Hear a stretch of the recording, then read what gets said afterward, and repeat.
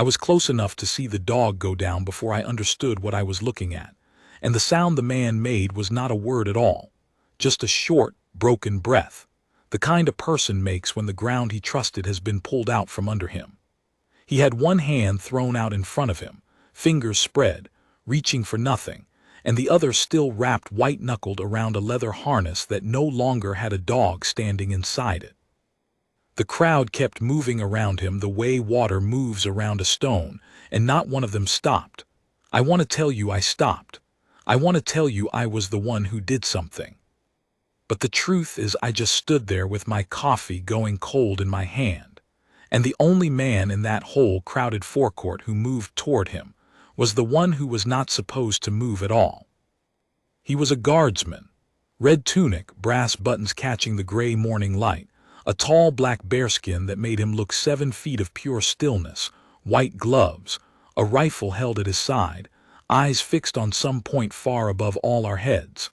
I had been watching him for 10 minutes the way every tourist watches them, half hoping he'd blink, half hoping he wouldn't. I had even thought, in the lazy way you think things when you're a stranger in a strange city with nothing to do, that there couldn't be a man alive more removed from the rest of us than that one. A statue in a costume. A photograph that happened to breathe. I was wrong about him in every way that mattered, and I learned it in the next 90 seconds. Let me back up, because you need to see it the way I saw it, or you'll think I'm making the man bigger than he was. I'm a traveling parts salesman from a flat country a long way from here, and I had a free morning between meetings, and I'd come to the palace forecourt because everyone said you had to see the guards. So there I was, in a loose crowd of maybe 200, phones up, children on shoulders, the gilded iron railings of the gate behind the guardsmen and the great pale stone face of the palace beyond that. Pleasant enough, ordinary enough. The blind man came in from the east side of the square, and I noticed him only because the dog was so good. A big dog, fawn-colored, a guide harness on its back, and it moved through that mess of legs and strollers and dropped ice cream cones like it had memorized the place.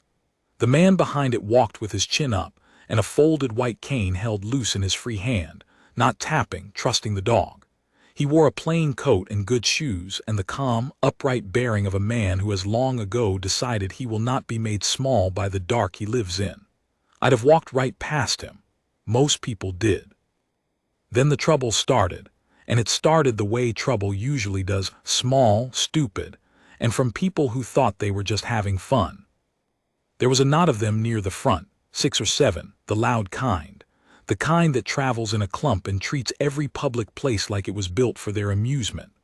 One of them, tall, sunglasses pushed up on his head, a phone turned sideways and already filming, stepped backward to get a wider shot of the guard and planted his heel square on the dog's paw. The dog yelped and twisted. The man with the cane felt the harness wrench in his hand and stumbled, and instead of saying sorry, the fellow with the phone laughed. "Watch it," he said to the blind man, "you nearly took me out." I heard it clear as a bell, and I felt the whole shape of the morning change. The blind man said very evenly, "I'm sorry, my dog, did I?" And he reached down toward the animal, and that was when one of the others, a woman in an expensive coat, made the sound that I still hear sometimes when I'm trying to fall asleep. A laugh, but worse than a laugh. The kind of laugh you make to tell everyone else they're allowed to laugh too. "He can't even see where he's going," she said, delighted like she'd discovered something. Look at him, hello, over here." And she waved her hand back and forth in front of the man's face, 2 feet away, while her friend snickered and the dog pressed itself against the man's legs, and the man's chin came up another degree the way a man's does when he is gathering himself to bear something.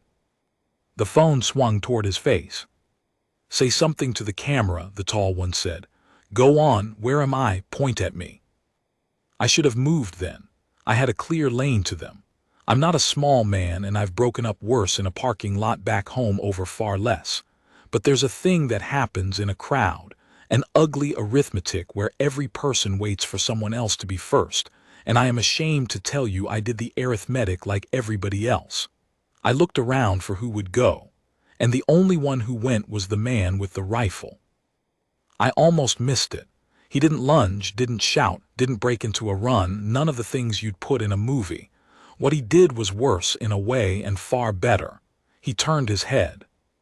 Just his head, a slow quarter turn under that great bearskin, and his eyes came down off their far-off point and landed on that little knot of people. And even from where I stood, I felt the temperature of the morning drop 10 degrees. The woman's hand froze in the air. She felt it before she understood it, the way you feel a dog go still behind a fence before it barks. She turned, the laugh still half on her face, and met that look, and the laugh died. But the blind man didn't know any of that. He couldn't see the head turn. He couldn't see the look. He only knew that strangers were laughing at him in a foreign square with his dog shaking against his leg, and that he'd lost track, for the first time in years probably, of exactly where he was. And I watched his free hand come up, not toward the cruel ones, he couldn't have aimed at them, but up and open, palm out into the empty air. Reaching. A wordless thing. Help me. Anyone, please. He didn't say it. He was too proud to say it, and I think too winded. He just put his hand out into the dark and the noise, the way a drowning man puts his out of the water, and he held it there. And the guardsman saw it. I know he saw it because of what his eyes did. They had been hard, fixed on the laughing ones with a flat soldier's weight. When that open hand came up out of the crowd, his eyes moved to it, and something in the man's whole frame changed, not softened, not exactly, but recommitted, the way a man's does when a vague duty becomes a specific one. The far-off stare was gone for good now. He was looking at one human being who had asked, without words, for the only thing the crowd around him had refused to give. There are rules about those men. Everyone in that square half knew them, the way you half know the rules of a sport you've never played. They do not speak. They do not leave the post. They do not engage the public. They are not your concierge, not your tour guide, not your bodyguard. Their orders run to the gate and the threshold and the king's threshold beyond it, and a man could stand there and watch a stranger fall, and it would not, strictly, be his to fix. I did not know, standing there with my cold coffee, whether this one would hold to that or not. What I knew was that the open hand was still up, trembling now, and that the laughing had started again, louder, because the woman had recovered her nerve and decided the frozen guard was funny too, and that the whole rotten little scene was tilting towards something I didn't want to see in a place this beautiful. Then the rifle came up off the cobblestones, and the guardsman took his first step off the post. I have replayed that step 100 times. It was not a dramatic step. He brought the rifle up across his body in one clean motion, shouldered, the way they do when they march, and then he came down off the low stone where he stood, and his boots struck the cobbles, and the sound of those two heels hitting together, crack, crack, went through the whole front of the crowd like a starting gun. People who had been laughing stopped to look. People who had been filming the laughing turned their phones. And the man came forward through the square in a measured, ringing march, not fast, not slow. Each step a small explosion of leather on stone, straight as a drawn line, and the crowd peeled back from in front of him without anyone telling it to. The clump of cruel ones scattered first. They'd been brave with a blind stranger. They were not brave with that. The tall one with the phone backed up so quickly he tripped over the curb he'd been standing on, and the woman in the expensive coat made a small noise and grabbed her friend's sleeve, and the whole knot of them came apart like a flock of birds when a hawk drops through. I noticed, because you notice strange things in strange moments, that not one of them tried to be funny anymore. The joke had a witness now, and the witness was 8 feet of disciplined silence with the king's own badge on his cap, and a joke cannot survive being looked at like that. But the guard did not chase them. He did not so much as glance at them again. That was the thing that I think undid the crowd more than anything. He treated those people as though they had already ceased to exist, as though the very worst thing he could do to them was decline to spend one more second of his attention on them. He marched past where they'd stood as if it were empty air, and his line never bent, and he came to a clean halt directly in front of the blind man with that same double crack of the heels. The man with the cane flinched at the sound. Of course he did. He couldn't see what had arrived. To him, something large and loud had just planted itself a foot away, and his open hand started to come down, defensive now, and his other hand tightened on the harness, and the dog, recovered on its feet again, leaning into its master, let out one low, uncertain sound. And here is where I learned what kind of man was inside that uniform. He did not grab the blind man. He did not seize his arm or bark an order or do any of the brisk official things you'd expect. What he did was lower the rifle quietly to rest its butt on the stone beside him, and then he took off one white glove. I watched him do it, finger by finger, unhurried in front of 200 phones, and he reached out and laid his bare hand very gently over the back of the blind man's reaching hand. Not gripping. Just resting there, warm skin on cold skin, the way you'd touch someone to say without words, "I'm here, I've got you, you can stop reaching now." The blind man went absolutely still. You could see him reading that hand the way the rest of us read a face, feeling the steadiness of it, the size of it, the calm, feeling that it wasn't grabbing, wasn't yanking him along, wasn't doing anything to him at all except being there. And his shoulders, which had been up around his ears, came down. His chin, which had been thrust up in that brave, defended way, leveled out. The whole rigid scaffolding a proud man builds to keep from being pitied.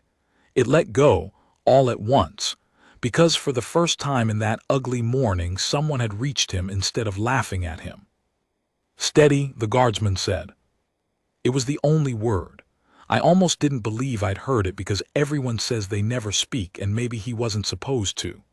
But he said it low just for the man, a single word with the whole weight of that big frame behind it, "Steady." And the blind man's breath went out of him in a long shudder and he said, hoarse, "I lost my place. I'm sorry. I lost my place." "You haven't lost it," the guard said. "You're at the east front of the palace forecourt facing north. The gate is 40 paces ahead of you. I'm on your right hand. Your dog is on your left and he is fine." A pause. "Nothing is lost." I tell you, a sound went through the crowd at that. Not a cheer, it was too quiet a thing to cheer.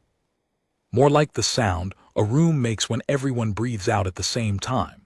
Because we had all just watched a man whose entire trade is standing still and saying nothing reach into a stranger's darkness and hand him back the world north, the gate, 40 paces, the dog is fine, the precise furniture of a place, calmly described, so the man could rebuild it behind his eyes.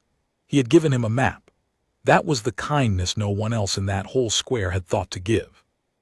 Everyone had offered the blind man their laughter or their pity, or in my case, their cowardly nothing. The guardsman gave him coordinates. The man with the cane laughed, a real one this time, wet and amazed. "You're very precise," he said. "I'm trained to be," the guard said, and I'd swear there was the faintest dry warmth under it, the first crack of a human being showing through the statue. The dog, sensing the change, pushed its big head up under the man's hand, and the man dropped to one knee right there on the cobbles and put both arms around the animal and held it, and the dog leaned its whole weight into him, and for a moment the proud, upright traveler was just a man on his knees in a foreign square holding the one creature in the world that never laughed at him. The harness had twisted in the fall. I could see the strap had ridden up under the dog's leg, and the guardsman saw it too. He knelt. I want you to understand what that cost in the grammar of that place. These men do not kneel. They are the vertical line in a city full of slouching. They stand through rain and heat and crowds and insults, and the standing is the whole point of them, the visible promise that something here does not bend.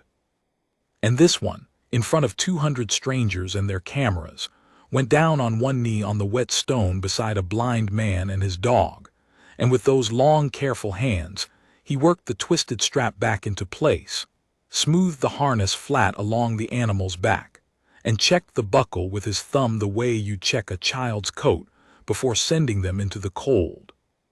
The phones were all up now, every one of them, but the mood behind the phones had completely turned. Where 10 minutes ago they'd been filming a blind man being mocked for sport, now they were filming this, and you could feel the shame of it moving backward through the crowd like a tide. The understanding, settling over 200 people at once, of what they had stood and watched, and of who had been the only one to move. I lifted my own phone. I'm not proud of how late I was, but I caught the rest of it, and the rest of it is the part the whole country saw by nightfall. Because the guardsman wasn't finished. He rose, took up his rifle, and turned his head, slowly, deliberately back toward the place where the laughing ones had scattered to. They were still there at the edge of the square, pretending to look at their phones, pretending the morning had nothing to do with them. And the guard looked at them, just looked, and then he did something I did not expect at all. He raised his white-gloved hand, he put the glove back on, and he beckoned. One slow curl of 2 fingers, "Come here." You could see them hope for a second that he meant someone else. He didn't. His eyes held the tall one with the phone, and the 2 fingers curled again, patient and unhurried and absolutely not to be refused, and the whole crowd turned to watch, and there was nowhere on earth for that young man to hide. He came. He shuffled across the open stone with his sunglasses still pushed up in his hair, the phone now hanging dead at his side, and he stopped a careful distance away, and he tried, God help him, he tried for a grin. "Look, mate, we were only..." "Closer," the guard said. The grin fell off, he came closer. And then the guard did the thing that I will remember about that morning long after I've forgotten everything else. He did not raise his voice. He did not lecture. He did not say one word about cruelty or shame or decency. None of the things I would have said badly at the top of my lungs. He simply turned his body a quarter turn, so that he stood beside the blind man and faced the young man across him, and he said, in a level voice that carried just far enough, "This is the man you were filming. His name is..." He glanced down, gently, a question. "Aldous," the blind man said. "This is Aldous," the guard went on. "He came to see the palace the same as you. He walked here on his own 2 feet across a city he cannot see, which is more than most men in this square could do, including you, including me out of this uniform. He let that sit a moment. You stepped on his dog, you laughed at him, you put a camera in the face of a man who could not look away from it, and then you stood over there and hoped no one had noticed." A pause. I noticed. The young man's face had gone the color of the palace stone. "I didn't mean..." "I'm sure you didn't mean," the guard said, and that was somehow the worst thing he could have said, because it left the man nothing to argue with. "Now you're going to do one thing and then you may go. You're going to put that phone away, and you're going to tell this man you're sorry to his face, where he can hear it, and you're going to mean it, because he will know if you don't. Blind men hear the truth in a voice better than you and I will ever see it on one." I held my breath. The whole square held its breath. And the young man, I'll give him this much, it was the one decent thing he did all morning, turned to Aldous, and his bluster was all gone, and what came out was small and real. "I'm sorry," he said. I'm really sorry. I'm ashamed of myself." And Aldous, who could not see him, turned his face toward the voice with the most extraordinary grace and said, "Thank you for saying it. That took more than the laughing did." And he put out his hand, to shake. To the boy who'd mocked him. The young man stared at that offered hand like it might burn him. Then he took it, and I watched something pass between them in that handshake that the cruelty never could have, and I understood, late and all at once, that the guard had not been punishing the boy at all. He'd been giving him a way back. The shaming was real, but underneath it was a door, and Aldous's open hand was the threshold, and the boy walked through it because a disciplined man had marched him there one merciless, merciful step at a time. "Go on," the guard said quietly. The boy went. He didn't film a single thing the rest of the morning. I watched him the way you watch a man who's been changed in front of you, and he kept his head down and his phone in his pocket, and at one point I saw him put a coin in a busker's hat that he'd walked past empty-handed an hour before. People think shame is a punishment. Sometimes it's an education. The woman in the expensive coat and the rest of them had already melted into the crowd and gone. The guard let them. I think he knew the boy was the only one young enough to be remade, and you don't waste good aim on targets that won't take the lesson. Restraint, I was learning, is also knowing where to spend yourself. That should have been the end of it. A small mercy on a gray morning, a thing to tell people back home. But it wasn't the end, because the guard wasn't finished, and what he did next is the reason a whole nation knew his face by dinner time, though no one ever learned his name, and I have the strong feeling he preferred it that way. He still hadn't returned to his post. "Aldous," he said, "where were you trying to go?" The blind man's face flickered with embarrassment. "It's foolish. I'm a long way from home, and there's a memorial garden on the far side of the palace, the one with the old lime trees. My wife and I came here years ago before her sight and mine both started to go. She lost hers first. We used to sit under those trees." He swallowed. "She passed in the winter. I told myself I'd come back and sit there once more for her. I came all this way. And then I got into the crowd and the noise, and the dog got stepped on, and I lost my nerve along with my place. I was about to turn around and find a taxi back to the hotel and tell myself I'd tried." There was a silence, then, that I felt in my chest. "How far is the garden?" I heard a woman near me whisper to her husband, and he said he thought it was right round the east wing, a good 4 or 5 minutes walk, through the side colonnade and past the fountain court, not far, but a maze if you couldn't see it. All changes of level and turning paths, and a low step at the colonnade that even sighted people caught their toes on. The guard heard the distance the same as I did. And I saw him do a thing in his head. I saw the calculation cross behind his eyes, the weighing of the post against the path, of his standing orders against the open hand that had reached up out of the crowd. He was sworn to the gate. He was not, by any rule written down anywhere, the keeper of a stranger's last visit to a garden full of his dead wife's afternoons. But there is a kind of duty deeper than the one they write on a roster, and that morning I watched a man choose it.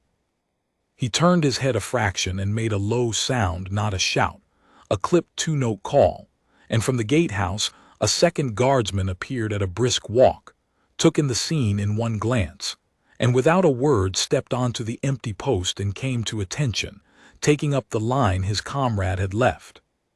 The two of them exchanged nothing but a look. The post would hold. It always held. That was the whole point of them. That was the promise to the city that nothing here breaks, and the promise was kept even as one of them stepped away to keep a different, older promise that no roster knew about. Then the guardsman turned back to the blind man, and he put his bare hand once more over the reaching one, and he said the line that I will carry to my own grave. "You came to see the palace, Aldous. Then let me be your eyes for the rest of the way." The blind man's mouth opened, and nothing came out. He'd spent the whole morning being looked at. No one had offered to look for him. I watched it land on him, the difference between the two, and I watched a tear go down into the gray stubble on his cheek, and he didn't wipe it away. He was past hiding by then, and he said very simply, "I'd be glad of that. I'd be so glad of that." And so they walked. I went with them. I won't pretend I had any business doing it, but I wasn't the only one. A dozen of us drifted along the edge of that strange small procession, keeping our distance, none of us willing to leave it now. The guard walked on Aldous's right, his rifle shouldered, his pace cut down to the blind man's pace, and the dog walked the left, and the guard talked the whole way in that level, exact voice, and the talk was the most beautiful thing I have heard a man do with his mouth. 3 steps and then the ground rises into a ramp, gentle, you'll feel it under your toes now. Good. We're passing under the colonnade, the light's gone cool, you'll have felt the sun leave your face. Tall stone columns on both sides, older than the rest, the kind with the worn carving at the base. There's a low step coming, the one everyone trips on, I'll say when. Your dog knows it, let him take it first. Now the step, down, there, a pause. You did that better than the man who designed it. Aldous laughed, and it was a free laugh now, a man's laugh, nothing brave or armored about it. You missed your calling, you should narrate. I narrate a great deal, the guard said, mostly to myself. It's quiet work. We came out of the colonnade into the fountain court, and the guard described the fountain, the height of the water, the sound of it changing as the breeze moved it, the way the spray drifted and you'd feel it cool on the left cheek in a moment. And there, did you feel it? That's the fountain saying hello, and Aldous turned his face into the drifting spray with his eyes closed, and an expression I can only call peace. The dog drank from the low basin. The guard waited, in no hurry at all, a sworn sentinel of the king, serving as the eyes and the patience of a widowed stranger, and not 1 inch of him suggested he would rather be anywhere else. My wife would have liked you, Aldous said. She had no patience for fools and a great deal for the kind ones. She'd have known the difference in your voice in about 4 words. Tell me about her, the guard said. And Aldous did, about a woman who'd gone blind at 50 and learned to garden by smell and texture, who could tell her roses apart by the feel of the leaf, who used to describe sunsets to him after they'd both lost the seeing of them, inventing the colors, getting more extravagant every year because who was going to correct her? He talked the whole way through the fountain court and into the long walk beyond, and the guard listened the way he did everything completely, and asked the right small questions. And somewhere in there, the morning stopped being about cruelty at all and became about a marriage and a garden, and a promise a man had crossed a country to keep. The lime trees came up ahead of us, a double row of them, very old, their leaves that pale tender green that limes go in early summer, and beneath them a low stone wall and a single worn bench facing a bed of nothing in particular, just grass and the trees and the long light coming through. I'd have walked past it. It was the plainest corner of the whole grand place, but Aldous' dog slowed without being told, and Aldous lifted his face, and his nostrils moved. The limes, he said softly. I can smell the limes, we're here. We're here, the guard said.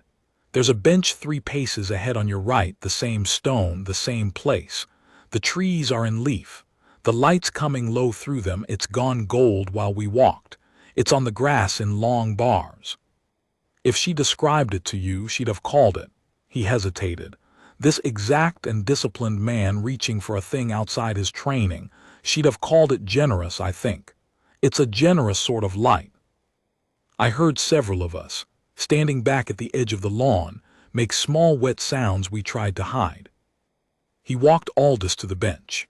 He guided the man's hand to the cool stone of it so he'd know its edge, and Aldous sat, and the dog folded down across his feet with a long sigh, and for a moment the guardsman just stood beside the bench, tall and red and immaculate against all that gold and green, looking down at the man he'd carried the last quarter-mile out of the dark. I'll leave you to her, the guard said. Will you? Aldous reached up, found the man's sleeve, the rough red wool of it, and held it a second. Would you sit? Just for a moment.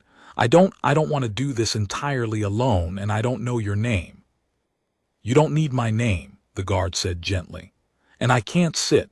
I'm on the king's time, and I've borrowed enough of it already. But I'll stand with you a moment. A guardsman's good at standing. And he set himself at parade rest beside that bench under the lime trees, rifle grounded, eyes forward, the picture of every photograph any tourist ever took of those men, except that this time the still figure was not guarding a gate. He was guarding a grieving man's last visit to his wife, and he stood that watch the way he'd have stood any other, as if the whole honor of the crown depended on it. As if it did. Aldous turned his face up into the generous light, and his lips moved, and he said something to the trees that none of us were meant to hear, and we did not try to. The breeze moved the limes. The dog sighed. The fountain murmured behind us in the court. And a man who had been laughed at by strangers 2 hours before sat in gold light in the most beautiful corner of the city, and kept faith with the woman he'd loved. because one disciplined stranger had decided that keeping that faith was, that morning, a matter of duty. I have thought a great deal since about what duty is. I used to think it was the gate, the standing, the not moving, the rules on the roster. I think now that the gate was only ever the smallest part of it. The gate was what he guarded with his body, what he guarded with the rest of himself. The part the bearskin and the rifle never showed was something harder to name and a great deal harder to keep. The simple proposition that no one, not the powerful, and certainly not the unseen, should be allowed to be made small in the shadow of that great house, while a king's man stood near enough to prevent it. When Aldous was ready, the guard walked him back. It was the same walk in reverse, the same patient narration, the low step, mind the low step, your dog has it there. But the man who came back through the colonnade was not the man who'd gone in. He came back upright in a different way than before. Before, the upright bearing had been armor, the proud stiffness of a man braced against pity. Now it was just a man walking tall because he'd done a hard thing and finished it. And the difference between those two kinds of straightness is the whole difference between enduring your life and living it. At the edge of the forecourt, the guard stopped. The crowd had not dispersed. If anything, it had grown, because by now the first phones had done their work and people were arriving who'd heard there was something to see.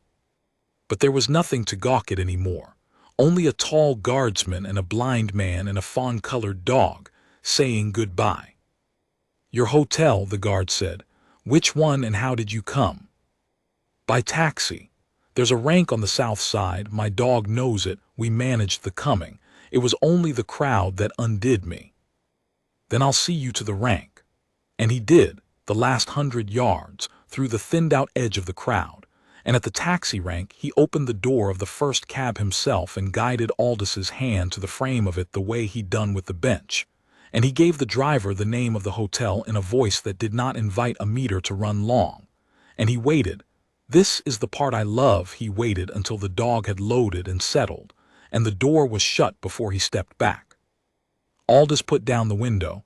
"I never asked," he said, "what you risked leaving your post. Will there be trouble for you?"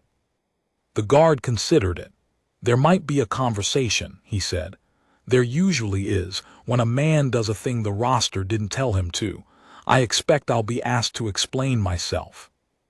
"And what will you say?" A pause. I leaned in to hear it, and I wasn't ashamed to. "I'll say a man asked me for help," the guard said, "and I was the only one near enough to give it.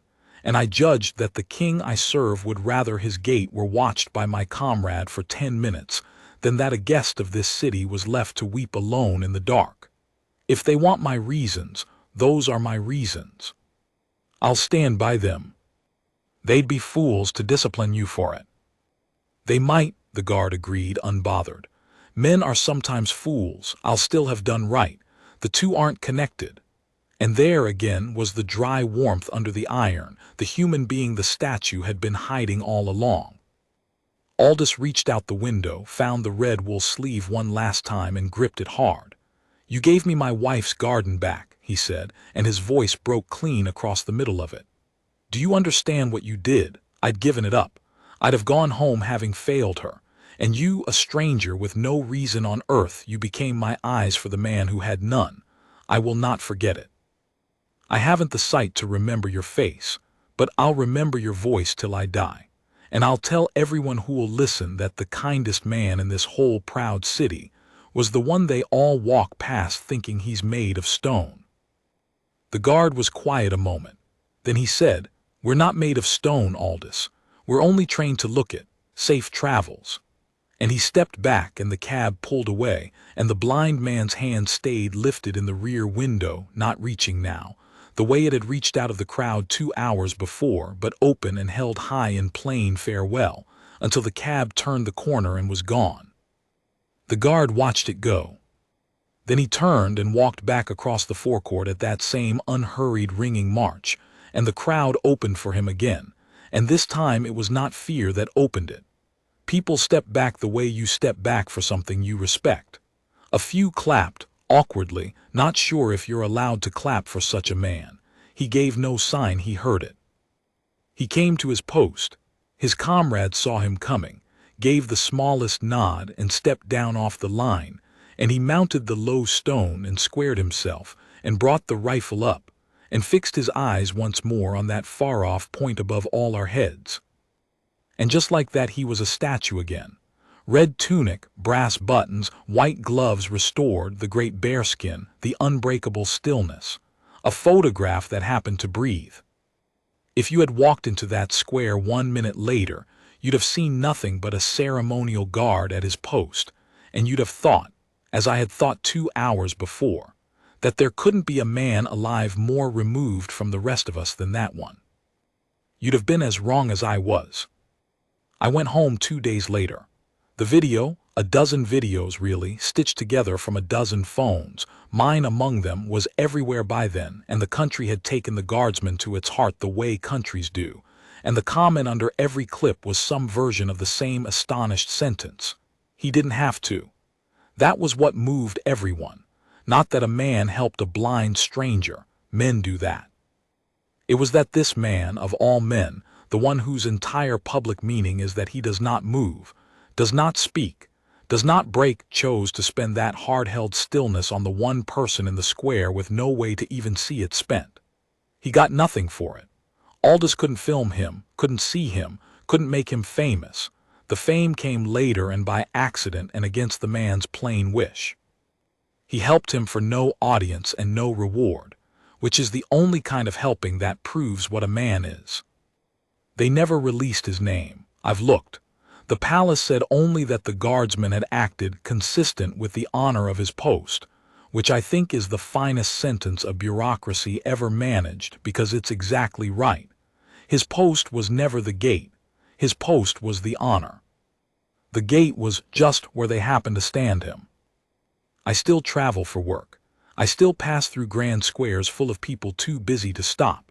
And every time I see one of those still red figures at his post, eyes forward, untouchable, I think of the morning a careless crowd laughed at a blind man and a KingsGuard came down off his stone, took off one white glove and gave a stranger back the world. I don't watch them hoping they'll blink anymore. I know now what's behind that stillness. It's not stone. It's a man holding himself in reserve, saving everything he is for the moment someone in the dark puts out a hand and needs it. And when that moment comes, he does not flinch. He becomes their eyes,